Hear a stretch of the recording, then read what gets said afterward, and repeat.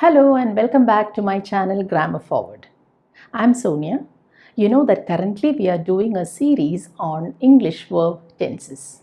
We are already done with 2 of them, and in this video we are going to focus on the third tense, which is simple past tense. Come, let's find out more about this basic tense, which is also one of the most commonly used tenses in the English language. Let's begin today's session reading some examples. I've written some sentences on the board. Let's read the first one. I opened the door. Then, she played tennis last week. Thomas Edison invented the light bulb. He watched the movie the other day. Do you notice anything in common in these 4 sentences? Focus on the verbs, please. In the first sentence, it is opened, which is the verb. Here you have played. In the third sentence, you have invented, and it is watched in the fourth sentence. You can very well see that the verbs in all these 4 sentences come with an ed. So when the verb is used in the ed form, we say that it is in simple past tense. So now the question is, when to use simple past tense? We use this tense to talk about an action that was completed in the past. That is, the action should have happened in a time before now. And the time of the action can be in the recent past or in the distant past. And the duration of the action, that is how long this action lasted, is not important. When we use simple past tense, we may or may not specify the time of action. And when we specify the time of action, it can be given as a definite point in time or an indefinite point in time. Confused? I will explain with the help of these examples. In the first sentence, you can see that I opened the door. I didn't specify the time at all. But it's clear for the listener from the context that the action was completed before the time of speaking. In the next one, she played tennis last week. You can see the time expression there, last week. So the definite point in time is given there. But in the third one again, Thomas Edison invented the light bulb. I didn't say when. I didn't mention the year here, but you know that it's a part of the history. It happened in the past. So simple past tense is used there. But in the fourth sentence, there's a difference here. He watched the movie the other day. The time is given, but it is not given as a definite point in time. When I say the other day, it can be any day. I didn't specify that. So it's given as an indefinite point in time. But in all these situations, we use simple past tense because the speaker knows that it happened in the past tense, and from the context, it's clear to the listener that it happened in the past. Now let's find out how the simple past tense is formed. So as an example, I've taken the verb work, and on the board you can see that I've written all the subject pronouns. I and we, they are first person. I is singular and we is plural. You is second person, it can be singular or plural. They is third person plural, and here you have he, she and it, which are third person singular subjects. Whether the subject is singular or plural, we just have to add ed with the verb in order to form the positive form. So you say, I worked, we worked, you worked, they worked, he, she and it worked. Simple, right? Now that we are done with the positive, let's see how to make the negative form using simple past tense.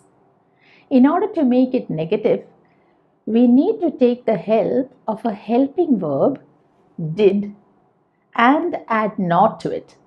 So here the positive is I worked, the verb with ed, but the negative is I did not work. See that we have removed the ed from here. And the short form or the contraction of this is didn't work. And it's the same for all of these subject pronouns. So whether it is singular I or plural we or you or they, or singular pronouns again he, she or it, we say didn't work.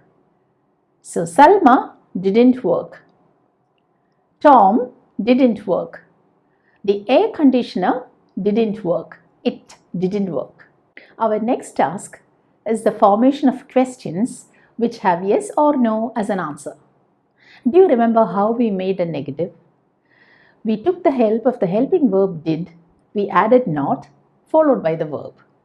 And we are going to use the same helping verb in order to form questions. So the positive is I worked, the negative is I did not work. The question will be, you will start with the helping verb did, then you write the subject and the verb without ed. So it reads like, did I work? With you have the same form, did you work? With she, singular, you say the same thing, did she work? But please note that we didn't use ed after the verb there because we have already used the past form of the helping verb do. Did is used. And the last in the line is the formation of WH questions. In order to form WH questions, we need to use the WH words such as who, what, where, when, and so on. So here you have the yes or no question on the board. Did I work? In order to form a WH question using that, I just have to add a WH word in front of that question. So there you have, when did I work? The second example is, did you work? And there you have, where did you work? And the last one, did she work? I added another WH word there. How did she work? So it's easy. You just have to add a WH word in front of the yes or no question. But when it comes to the formation of WH questions, there is an exception. I'll explain that with the help of this example. The sentence goes like, Ahmed played chess. If you are told to make a yes or no question, I'm sure this is what you will come up with. Did Ahmed play chess? And that's right. You have yes or no as an answer.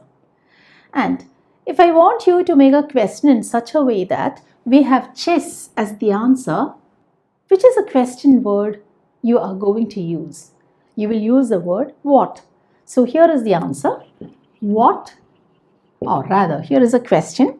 What did Ahmed play? Agreed. So you have the WH word followed by did, the subject, and the verb without ed. Now the question is, I want you to make a question in such a way that we have Ahmed as the answer, not chess. I want Ahmed as the answer. So which is the question word you are going to use? You are going to use who. Agreed. So we start with who. But here is the exception. You are not going to use did with who. Instead, you will just write who played chess. See the difference? With all other WH words, you will have what did Ahmed play, or when did Ahmed play, or how did Ahmed play. But with who, we say who played chess. No who did play. Who played chess. So this is a case of exception. Now let's focus on when to use the past simple tense. It's most commonly used to talk about an action completed in the past. In order to make my point clear, I have drawn a timeline here and it is divided into the past, the present and the future. And you can see that the action, which is denoted by an X mark, is completed in the past itself. And let's read these examples. We traveled to the US last year. Here the time is specified, last year. Tina cleaned the house. Here you can see that there's no mention about the time when it happened. But from the context, it will be clear for the reader or the listener that it happened in the past itself. We can also use the simple past tense to talk about a series of completed actions. Thus, here on a timeline, you can see that there are 3 actions, 1, 2, and 3, that happened in the past. These actions might have happened one after another, or they might have happened simultaneously at the same time. So here in this example, you have she added the flour poured in the milk, and then stirred the mix. So there are three actions happening one after the other. They are listed here. We can also use past simple tense to talk about a completed action that lasted for some time. This duration may be a long one or a short one. So here on the timeline, you can see that I've marked it here. The action started in the past and it lasted for some time, but it was completed in the past itself. So here you have the examples. He worked with us for 2 years. So in this sentence, I'm using the time expression for 2 years with past simple tense. He worked. They waited for an hour. Here it's a very short duration, but still I'm using this time expression with past simple tense. We may also use the simple past tense when referring to habits in the past.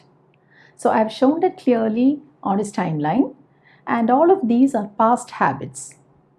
But in order to show that they are habits, we have to use the adverbs of frequency here.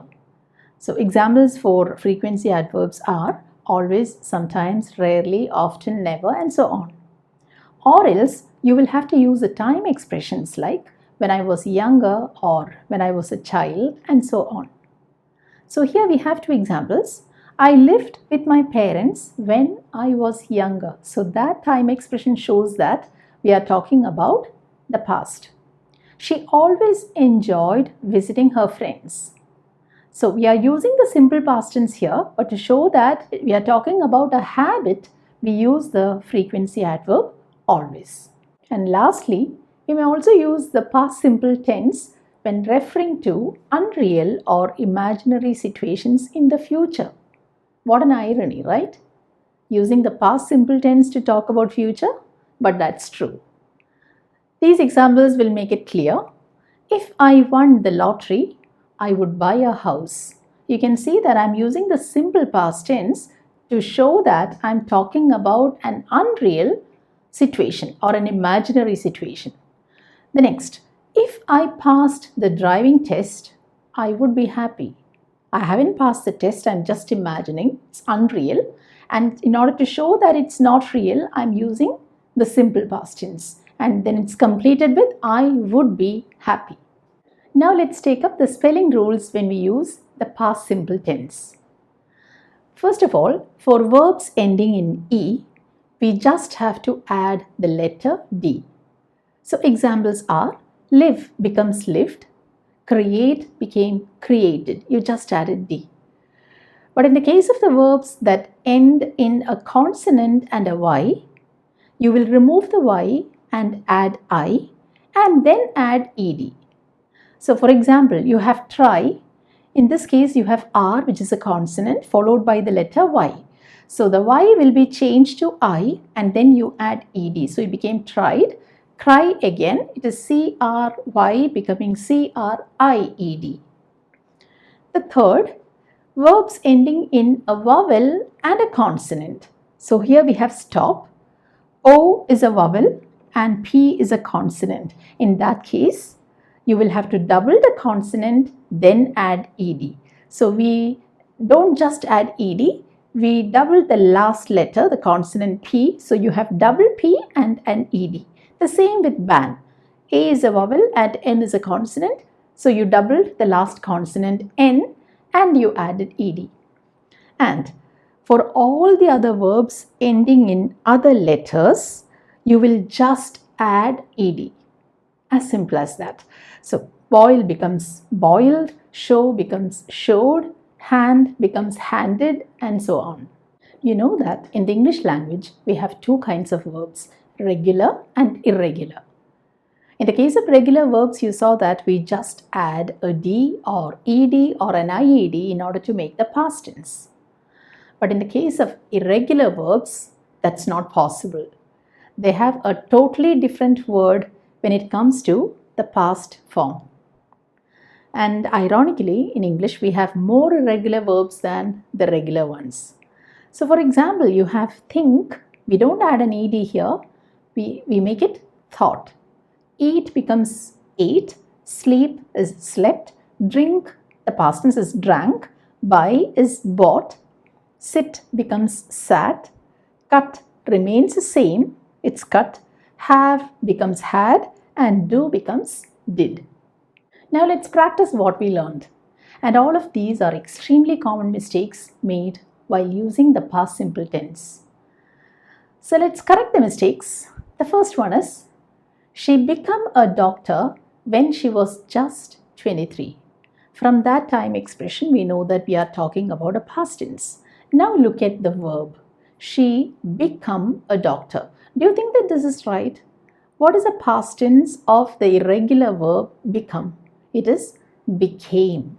So here this is to be corrected. It is became. Number 2, he didn't told me that he was coming. It's past tense.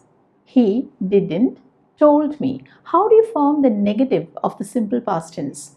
We have to use did with not. This is a shortened form of not. But after that, we use the base form of the verb, not the past tense. So told is the past tense of the base form tell. So this is right now. He didn't tell me that he was coming. Number 3, did you knew the answer? The same mistake is repeated here. The only difference is that this is a question. Yes or no question. Did you knew? For a yes or no question to be formed, you start with the helping verb did, then you have the subject and you have the base form of the verb. So the root form is know, not knew. So it should be, did you know the answer? Question number 4, she paid the bill at the restaurant. So she paid. This is another irregular verb. The past tense of pay is not formed by adding ed. It is paid, just like say and said. So she paid the bill at the restaurant. Then people live in mud houses in the past. The time expression in the past. So we have to use the simple past tense here. So this is a verb that ends in an e. So you have to add a d. People lived in mud houses in the past. And the last one, who did bring these flowers?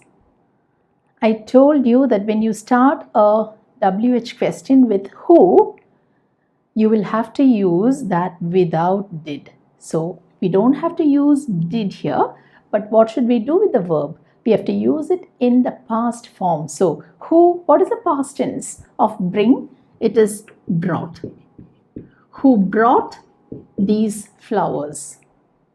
Now the sentence is right. So how did you find this lesson? I hope you found it interesting and that you learned how to use the simple past tense. If you enjoyed watching this video, please do like it. And if you are new here with me, please do subscribe to my channel. So see you in the next session. Goodbye until then. Take care and stay safe.